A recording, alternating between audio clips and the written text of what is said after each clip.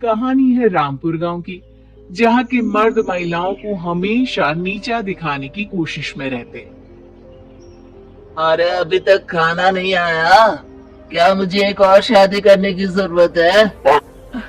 नहीं जी नहीं, ऐसा मत करना, वरना मैं कहाँ जाऊंगी। खाना लेकर मैं अभी आई जी। गांव की पंचायत में भी फैसले हमेशा औरतों के खिलाफ ही रहते। मैं जो फैसला सुनाता हूँ वो भगवान की आज्ञा होती है। इस लड़की ने अपने मन से शादी करके अच्छा नहीं किया। लड़के को घर भेज दो और इसकी शादी इसकी जाति की किसी लड़के से करवा दो। लेकिन ये लड़के, इसे तो गांव के बाहर निकाल दो। नहीं नहीं जमींदार साहब, ये क्या बोल रहे हैं? ऐसा नहीं हो सकता। मेरी बेटी मासूम है, इसे अच्छे बुरे की समझ नहीं है। अरे कहाँ जाएगी ये बेचारी? कहाँ जाएगी? इतनी चिंता है तो पूरे परिवार का गांव निकाला कर देते हैं। बेचारे, पूरे बसे बसाए परिवार को गांव छोड़ना पड़ता है। चाहे जो हो, अगर बेटियों को कंट्रोल नहीं कर सकते तो गांव में रहने का कोई मतलब नहीं है। यहाँ औरतों को दब कर रहना होगा। कोई भी अपने हिसाब से कुछ नहीं कर सकता, सब ईश्वर की मर्जी से ही होगा। तभी गांव का एक आदमी दौड़ा दौड़ा आता है। सरपंच साहब, जमींदार साहब, वो कालिया है ना, उसकी बेटी पढ़ने के लिए शहर जा रही है। अच्छा, ये कब हो गया? और कालिया की हिम्मत कैसे हो गई ऐसा करने की?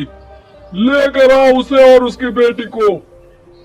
बस फिर क्या था, हाजिर हो जाते हैं कालिया और उसकी बेटी सरपंच के सामने। और कालिया, ये क्या सुनने में आ रहा है? बेटी को इंजीनियर बना रहा है तू? और ये बता, गांव में तो स्कूल नहीं है, फिर कहां से इतनी क्लास पास कर गई तेरी बेटी? राधा, जो कि कालिया की बेटी है, उसे लगता है कि सरपंच उसकी तारीफ कर रहे हैं। सरपंच जी, मैंने ऑनलाइन पढ़ाई की है, डिस्टेंस लर्निंग से। सभी में मैंने अच्छे नंबर पाए हैं, जिसे देखते हुए शहर की इंजीनियरिंग कॉलेज में मुझे स्कॉलरशिप मिली है। वाह जी वाह, क्या होती है ये?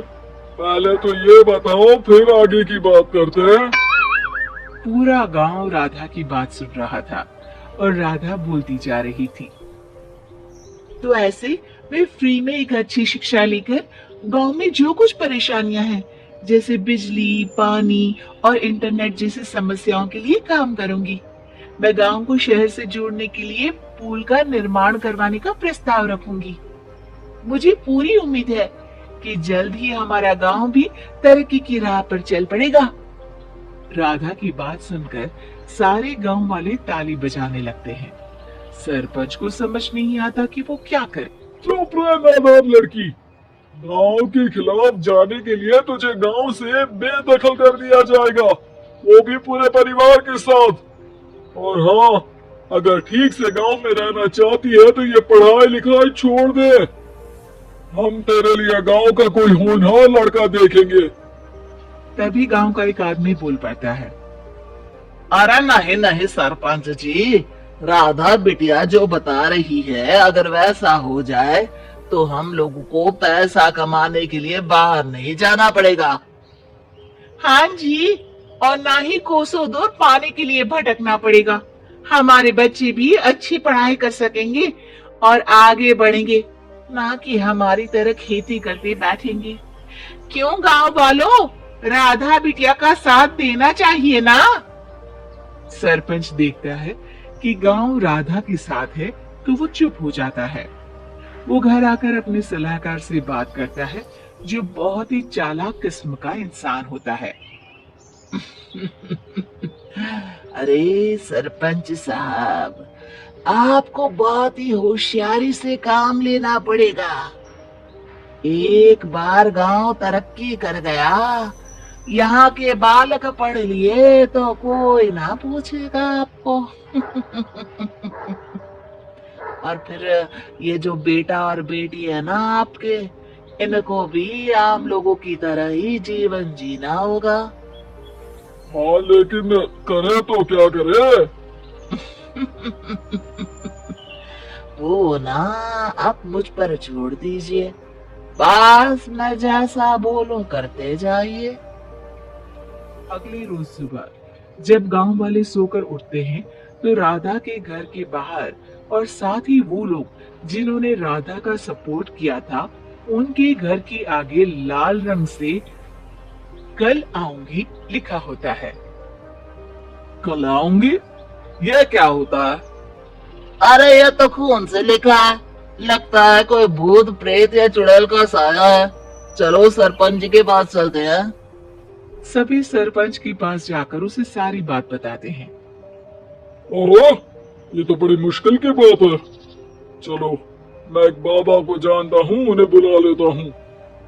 सरपंच बाबा को लेकर गांव के घर के बाहर जाता है। ओहो, तो ये वो चुड़ैल है जो उन लोगों को निशाना बनाते हैं जो गांव को बदलने का सपना देखते हैं। वो गांव को ऐसे ही संपन्न देखना चाहती है। वो नहीं चाहती कि कोई बाहरी यहाँ का कायाकल्प करे। क्या तुम लोगों में से किसी ने गांव को बदलने की सोच रखी है? तभी राधा की माँ रोते रोते आती है। मेरी राधा घर से गायब हो गई है। अरे कोई तो बचाओ, मेरी बच्ची कहाँ गई?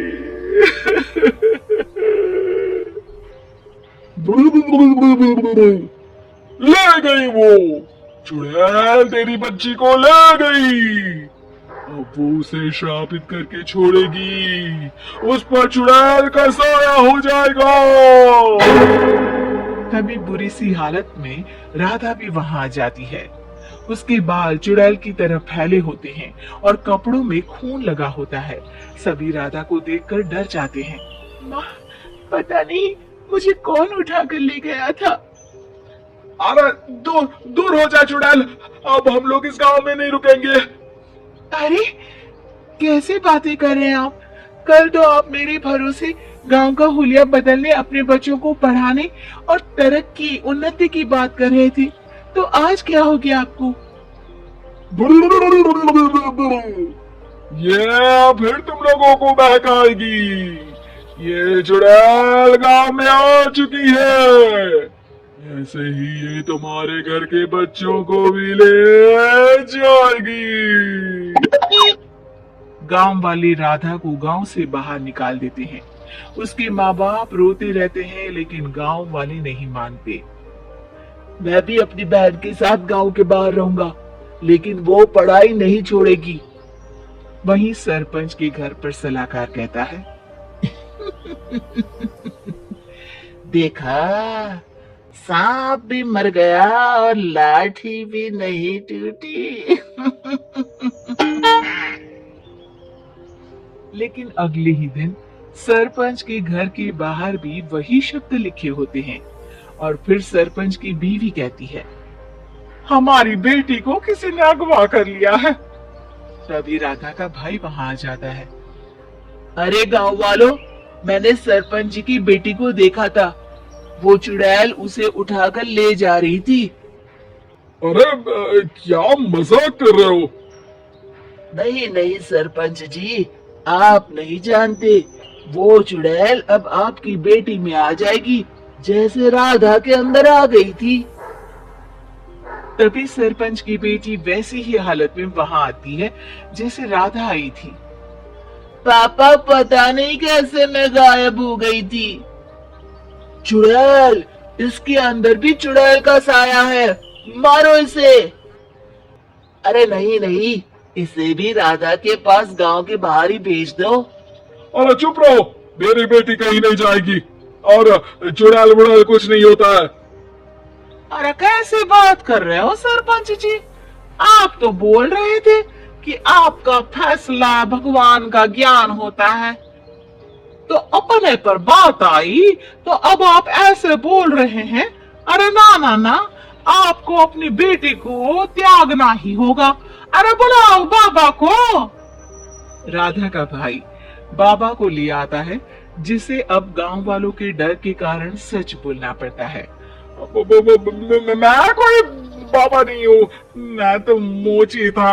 ये सलाहकार महोदय ने मुझे कहा था एक्टिंग करने को। अब वो मुझे पैसे देने वाले हैं। अब मुझे माफ कर दो। गलती हो गई, मुझे माफ कर दो। तभी वहां राधा आ जाती है।